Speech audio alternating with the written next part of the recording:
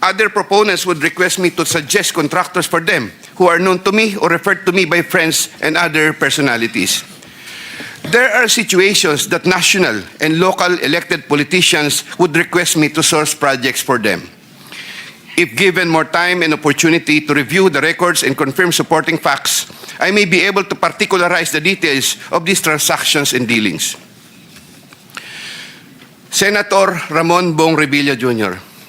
I have a close and friendly relationship with Senator Ramon Bong Revilla, and we go all the way back since the time of Amay Bisaya and Mayor Viseo, who first introduced me to the former legislator while I was still a district engineer in Laguna sometime in 2005 or 2006. We frequently meet in important social gatherings. Senator Revilla later on became a godparent of two of my daughters, while I became a godparent to one of his children. When Senator Revilla was incarcerated, I visited him several times at the PNP Custodial Center at Camp Crame. Because of our close relationship, Senator Revilla had asked me for assistance on several matters which I can no longer exactly recall at the moment because this happened a long time ago, and I presently don't have records to help me reconstruct the events. Sometime in the third quarter of 2024, Senator Revilla and I met where he asked me for a list of projects for funding, ostensibly to help him in his national campaign. When Senator Revilla asked me about the percentage of the commitment, I suggested either 20 or 25, to which Senator Revilla said 25%. Soon thereafter, also in the third quarter of 2024, I asked then District Engineer Henry Alcantara to prepare a list of projects, which he subsequently gave to me. The said projects are enumerated in a list here to attach as Annex A. Moreover, still in the third quarter of 2024, I also asked then District Engineer, but later Regional Director for NCR, Engineer Gerard Opalencia, to prepare a list of projects, which he subsequently gave to me. The said projects are enumerated in a list here to attach as Annex B. I had the list of projects totaling 1.5 billion submitted by Engineer Henry and Engineer Gerard, consolidated in one sheet of paper, and gave the same to Senator Villa in the third quarter of 2024. With respect to the projects under the NEP and HGAB, I followed this up with Secretary Manny Bonoan upon request of Senator Villa, who would also follow this up with Yusek Cathy Cabral. The White House compound is the ancestral home of the Revillas with the large Blue Gate entrance at the time. Sometime in the last quarter of 2024, Engineer Alcantara collected the 25% commitment of about 125 million and informed me that the same was ready for turnover through Engineer Gerard Opalencia. Engineer Gerard Opalencia told me that the 25% commitment was already loaded in my vehicle. After receipt of the 25% commitment, which were packed in 6 cardboard boxes, each containing at least 20 million, and 1 paper bag containing 5 million, I called up Senator Revilla to inform him the same is ready to be turned over to him. Sometime December 2024, probably the Monday after my receipt of the commitment, my driver and I went to the residence of Senator Revilla. Upon reaching the area, I tried calling Senator Revilla, but he was not answering my call, so I waited. After waiting for approximately 1 hour at a nearby gasoline station, we were finally allowed inside the compound by the guard. Once inside, we parked the vehicle, and shortly upon alighting, I saw Senator Revilla at the terrace. I walked over to Senator Revilla for a casual talk. While the boxes were being unloaded, Senator Revilla and I talked for about 20 to 25 minutes. I asked him, "Sen, bakit hindi ka nangangampanya?" Senator Bong replied, "Okay naman pare, maganda results ng survey. Relax muna." The personnel of Senator Revilla helped in unloading the boxes. After the delivery of the commitment, I headed back to Manila. Sometime late January or February 2025, in relation to a list of projects submitted by Engineer Gerard Opalencia, Senator Revilla called me to follow up on the status of the commitment. About a week later, sometime February 2025, I informed Senator Revilla that the same was ready for turnover.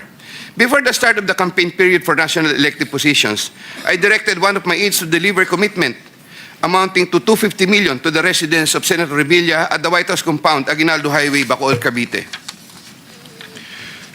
Senator Nancy Binay.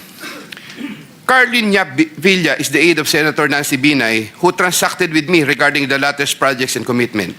If I recall correctly, I first met Carlin in the year 2018 during the budget season at the Senate.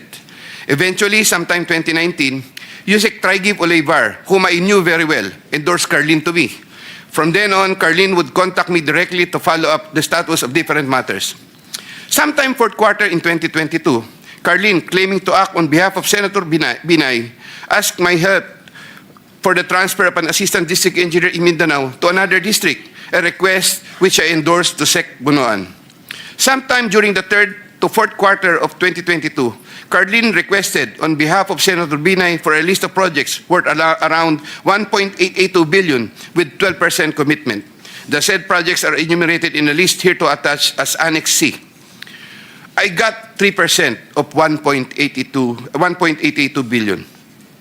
I prepared a list of projects within my area of jurisdiction with the help of DPW's officials, but could not recall at this time exactly who among them gave me the list. But I can recall that it was Engineer Manny Bulusan who coordinated the collection of the commitment. Eventually, during the first quarter of 2023, the commitment was delivered to Carlin for Senator Binay in several tranches in Makati and Quezon City. But I could not recall at this time the details of the deliveries, but I undertake to submit additional information thereon. Sometime last quarter of 2023, Carlin again asked for Senator Binay a list of projects for inclusion and funding under the 2024 GAA, which I provided with the help of Engineer Gerard Apulencia and Engineer Henry Alcantara. The total list of projects initially amounted to 2.5 billion, but which was reduced to 1.672 billion. The said projects are enumerated in the list here to attach as Annex D. Apparently, some individual or group offered Senator Binay a higher amount of commitment of 15% instead of the previous 12%, with the promise that the commitment would be released much earlier.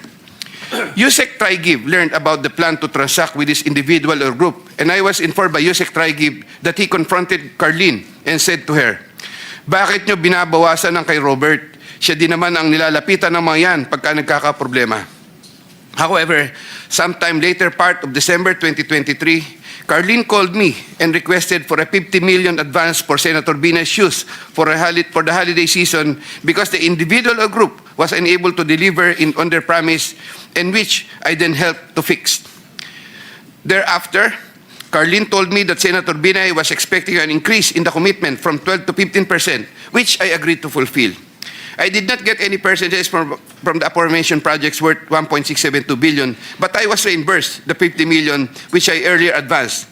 I was nurturing goodwill with Senator Binay by fulfilling the commitment.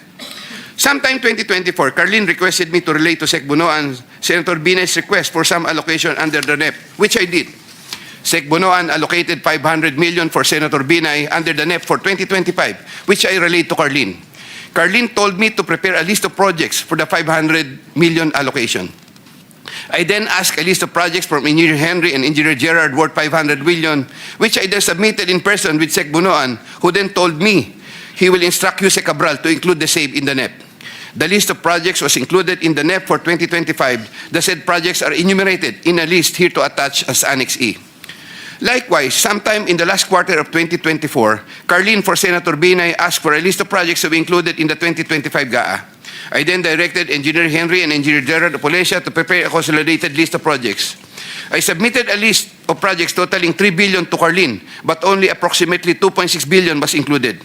The said projects are enumerated in a list here to attach as Annex F. After these projects appeared in the GAA, Engineer Bulusan, Engineer Apulencia, and myself collected, raised, and prepared the 15% commitment, which was all turned over to me.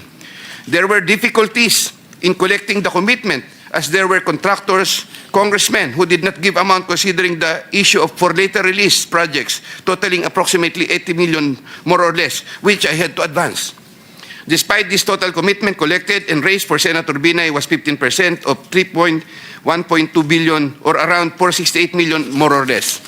I earlier mentioned that the 37 million more or less was delivered at Horseshoe Village, Quezon City, which refers to the amount collected by Engineer Henry Alcantara.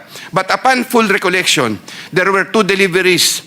The first delivery amounted to 340 million at a house in Horseshoe Village, Quezon City, and the second delivery amounted to at least 200 million at another house, but also in Horseshoe Village, Quezon City. After the second delivery, Carlin told me, "Kinuha na ni Sir, salamat raw. Hindi ka raw kakalimutan sa Makati." The Sir refers to the husband of Senator Binay.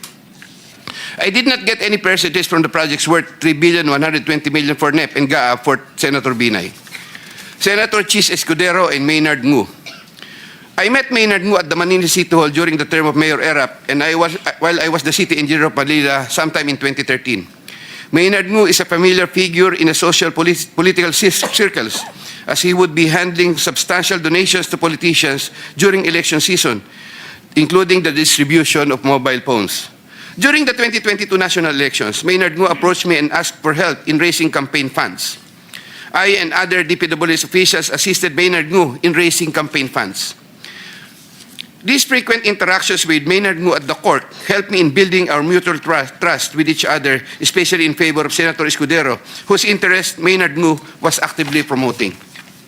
Maynard Ngu was appointed Special Envoy to China for Trade, Investments, and Tourism in 2023. When Senator Chis Escudero became Senate President in 2024, Maynard Ngu approached me and asked for a list of projects for Senator Chis Escudero. Thereafter, sometime in November 2024, I asked Engineer Opolencia to prepare a list of projects for Senator Chis Escudero following my conversation with Maynard Ngu. Thereafter, Engineer Opolencia submitted to me a list of projects for funding. The said projects are enumerated in a list here to attach as Annex G.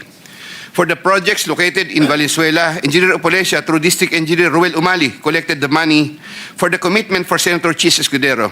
He delivered the commitment at Diamond Hotel. We saw each other at the Diamond Hotel, and Engineer Opolencia told me, nasa inyo na po, boss.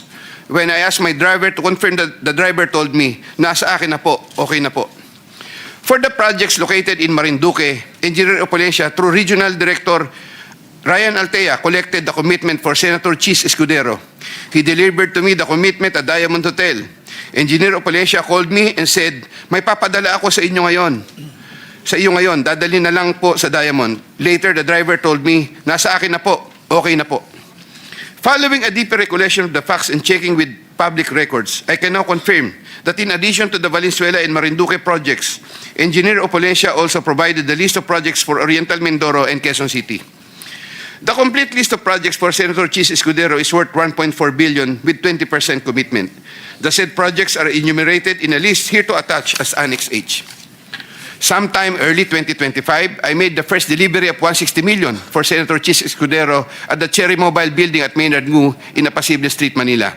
Thereafter, early 2025, I made the second delivery of 120 million for Senator Chis Escudero, also at the Cherry Mobile Building of Maynard Ngu. Senator Jinggoy Estrada. I have known Senator Jinggoy Ejercito Estrada since I met Senator Jinggoy Estrada through the social circles of Senator Bong Revilla. We usually had encounters during social gatherings of people in the movie industry. We developed a close relationship. Sometime in 2010, when I was Assistant Regional Director of DPWH Region 4A, Senator Jinggoy was backing me to become a Regional Director. When I failed to become a Regional Director, I applied for the position of City Engineer, and Senator Jinggoy was one of those who recommended me. When he was incarcerated, I would visit him, but sometimes together with then City Mayor Joseph Erap Estrada. Sometime in 2023, Senator Jinggoy requested Secretary Bonoan through me for projects worth 500 million. Secretary Bonoan agreed to give 450 million for the DPWH NCR building, which Yuse Cabral included in the NEP for 2024, with an 18% commitment for Senator Jinggoy. Senator Jinggoy called me sometime in the third quarter of 2024 and asked me to request the amount of 1 billion from Sec Bonoan. Senator Jinggoy said, tulungan mo na lang ako dyan kasi marami pa akong tutulungan sa eleksyon. I replied, okay na ba ang 25% Sen? Sen Jinggoy responded, okay na ang 25%. I relayed to Sec Bonoan the request of Sen Jinggoy. The former then asked me to prepare a list of projects for the latter. In turn, I asked Engineer Gerard Opolencia for a list of projects. When Engineer Opolencia gave me the list, I gave it to Secretary Bonoan, who told me that he will give the same to Yuse Cabral and that the latter will take care of it. At the moment, I cannot locate the list or a copy thereof. Later on, I saw that some of these projects totaling 500 million and included in the list I gave to Sec Bonoan were listed in the NEP for that year. These projects, as appearing in the NEP, are enumerated in a list here to attach as Annex I hereof. Thereafter, Senator Jinggoy called me and asked me what happened to the difference of 500 million. I relayed this to Sec Bonoan. The latter replied that he will prioritize the matter as soon as there is available funding. Subsequently, I found out that the projects totaling 200 million were included in the SGAB for 2025. These projects, as appearing in the SGAB, are listed Annex J hereof. However, Senator Joingoy called me again for the difference of 300 million to complete the 1 billion project value that was requested. During the BICAM, projects worth 750 million were again included in the projects to eventually form part of the 2025 GAA. The said projects are enumerated in a list here to attach as Annex K. The total budget for the projects which appeared in the 2025 GAA is approximately 1.45 billion, more or less. After Engineer Opulencia collected the 25% commitment, approximately 360 million, and delivered the same to Diamond Hotel in Manila. Thereafter, I tasked my driver to deliver the boxes to Sen Jinggoy at the Artiaga building in San Juan City. Senator Jinggoy personally confirmed to me his receipt of the commitment and thanked me for the same. During the 2024 budget hearing for 2025 GAA, Engineer Alcantara informed me that Senator Jinggoy gave him funding amounting to 355 million for Bulacan First DEO and 500 million from other districts in Bulacan and requested that he, Engineer Alcantara, prepare lists of projects. The said projects are enumerated in a list here to attach as annexes L and L-1 respectively. Later on, sometime in the first quarter of 2025, Senator Jinggoy asked me to get the 25% commitment for the aforesaid list of projects from Engineer Alcantara. Engineer Alcantara then delivered to me the 25% commitment, approximately 213 million, which I delivered to Senator Jinggoy at the Artiaga building in San Juan City. Senator Grace Poe. Sometime third quarter of 2024, J.Y. De La Rosa, a staff of Senator Grace Poe, requested Sec Bunoan, through me, if Senator Grace Poe can be accommodated in the DPW's NEP. Sec Bunoan told me there is a 500 million for Senator Grace Poe and instructed me to ask the Senator for a list of projects. J.Y. De La Rosa told me to coordinate the matter with Mrs. Patron, a contractor. Mrs. Patron told me to prepare the list. Upon my instructions, Engineer Gerard Opulencia submitted a consolidated list of the following projects, 1 in Laguna and 3 in NCR. These projects are indicated in the list here to attach as Annex M. Thereafter, the list of projects was included in the NEP by Sec Bunoan through Yusek Kati Cabral. Later on, the said projects appeared in the GAA for 2025. There was a 20% commitment collected for Senator Grace Poe. Mrs. Patron, a contractor, collected the commitment for Sen Grace Poe at Diamond Hotel from one of my aides. Congresswoman Mary Mitzi Mitz Kahayon Uy. There were projects released in Congresswoman Kahayon Uy's congressional district, which I facilitated. I submitted projects being proposed by her to proponents for funding, the details of which I am still verifying and confirming at the moment. Congressman Flerida Robes. There were also projects released in Congresswoman Flerida Robes' congressional district, which I facilitated. I submitted projects being proposed by her to proponents for funding, the details of which I'm still verifying and confirming at the moment. Congressman Zaldico. In addition to my statements in my affidavit dated 25 of September 2025, I was told by Engineer Alcantara, Congressman Zaldi would from time to time deal also with Engineers Gerard Pacanan, Gerard Opulencia, and Danny Villa. There were times Engineer Gerard Pacanan and Gerard Opulencia would give me certain amounts, supposedly from Congressman Zaldico. Yusek Traigib Olivar of David. In addition to my statements in my affidavit dated 25 of September 2025, I wish to add that I have known Yusek Traigib as early as 2010 when he was still a staff of Senator Bong Revilla. He is a common figure in budget deliberation hearings and by reason of which I had interacted with him on multiple occasions. Yusek Traigib then worked under the office of Senator Edgardo Angara and then later worked under the office of Senator Sani Angara. When Senator Sani Angara became a chairman of finance, Yusek Traigib and I would have several interactions as part of our work in budget preparations. When Senator Revilla was incarcerated with Senator Jinggoy Estrada, Yusek Traigib and I would frequently call each other so we can help look after the welfare of concerns of Senator Revilla, whom I visited several times with Senator Jinggoy Estrada while they were in detention. Aside from the details I had earlier mentioned in my affidavit dated 25 of September 2025, Yusek Traigib and I also had transactions concerning Senator Angara between 2019 and 2024, where Yusek Traigib received deliveries representing 12% of the projects of Senator Sani Angara, while the latter was chairman of finance. As I previously mentioned in my affidavit dated 25 of September 2025, Yusek Olivar and I discussed the program appropriations supposedly for the Office of the Executive Secretary. Thereafter, DPWH received a special allotment release order, which included projects worth 2.85 billion. The contract IDs for the projects worth 2.85 billion covered by the said SARO can be secured from the records of DPWH Regional Office for Region 3 and the 1st District Engineering Office of Bulacan. Moreover, in the program appropriate allocation for 2025, there could have been an additional 12 billion more or less funding, which I am verifying and confirming at the moment. DPWH Secretary Mark Villar and Yusek Cabral. I was appointed Assistant Secretary of DPWH by former President Rodrigo Duterte in 2016 during the term of DPWH Secretary Mark Villar. As Assistant Secretary for Operations, I was assigned over the Visayas regions. While I was Assistant Secretary for Operations, I was introduced to Carlo Aguilar, a cousin of Sec Mark Villar. Yusek Cabral was already the Undersecretary for Planning Service when I became Assistant Secretary. As Undersecretary for Planning Service, Yusek Cabral was working closely with Sec Mark Villar for the allocation, listing, and budgeting of all the DPWH infrastructure projects. While I was Assistant Secretary, I was also later designated as Chairman of the Central Bids and Awards Committee, Central BAC. In the later part of 2017, I was promoted to Undersecretary of the DPWH during the incumbency of Senator Mark Villar and took my oath of office as Undersecretary before him.